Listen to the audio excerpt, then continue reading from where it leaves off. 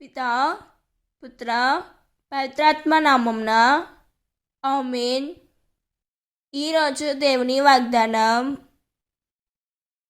నా చిన్న బిడ్డలారా, క్రీస్తు నామము వలన మీ పాపములు క్షమింపబడినవి కనుక మీకు రాయుచున్నాను.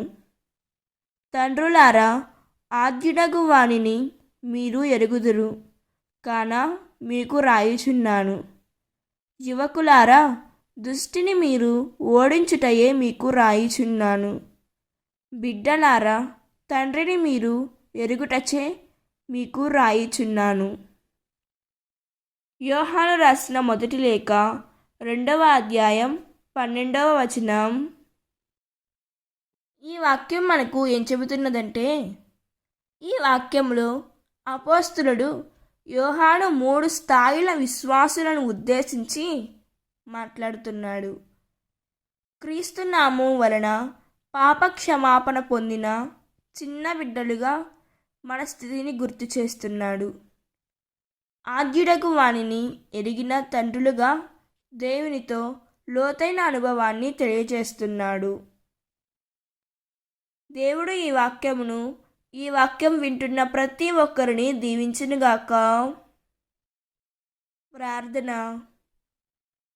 కృపామయుడైన పరలోక తండ్రి, క్రీస్తు నామము వలన మా పాపములను క్షమించినందులకు మీకు కృతజ్ఞతలు.